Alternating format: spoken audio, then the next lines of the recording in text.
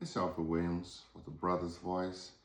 I'm going to continue with the series on developmental psychology, Erickson's intimacy versus isolation.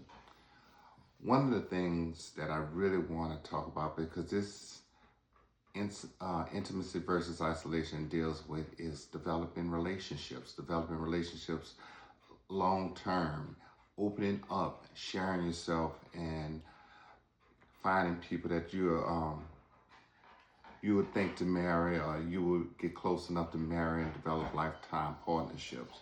Now, even if it's not marrying, it's nurturing friendships with family, friends, associates.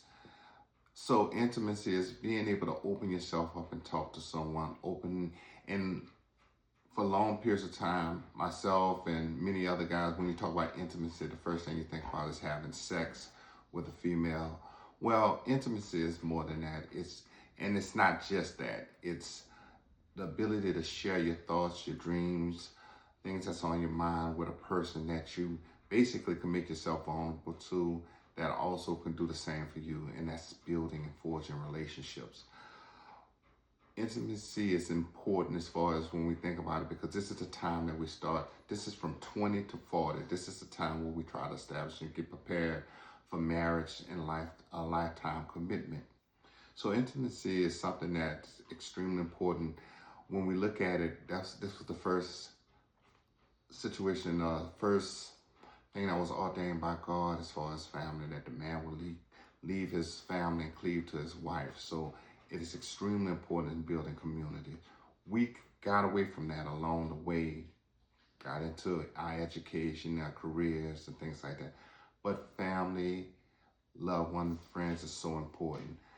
Now, isolation is just that, not being able to establish relationships, not being able to possibly establish relationships where you're able to get married and have a lifetime partner. That could lead to, just like the word say, isolation, loneliness, heartbreak. And when you look at men, I read an article, and it was talking about the average man that's married live longer than the man that's single. It's a better life. It's a life that we don't talk about, but it's a life of giving, a life of sharing. And I remember in my 20s, even late teens and 20s, when I was in the military, and I remember how we as African-American men, we laughed at Caucasian guys because they would sit down and say, "Oh, I'm gonna marry her. I only knew her for a few months, but this the one." We thought that was so weak and so stupid. He ain't no real player. He ain't this, that, and other. But as we gotten older and realized, and revelations come to you that, hey, that's not the way to live.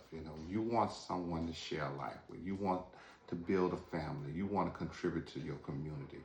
You want to be a stable portion of your community. You want to be able to share what you have to give. So with that being said, when I think about it, there's a lot of miseducation that came out during those times. I remember hearing what it was with rap. "I don't love them hoes. We don't love them hoes. I'm gonna run these hoes. Life ain't nothing but bees and money." And those were negative. And that had a trickle down, and it kept coming out, because regardless of what people say, people imitated those things. And it was counterproductive to our community.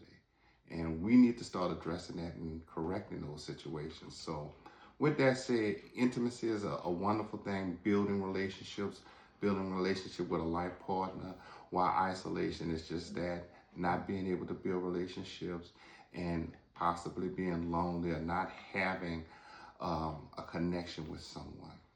We need to start promoting that in a healthy way too, by the way.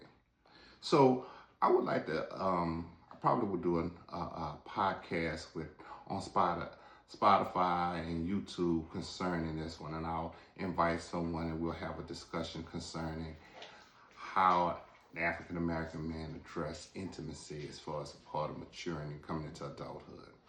So with that said, this is short. Alfred, peace, enjoy yourself.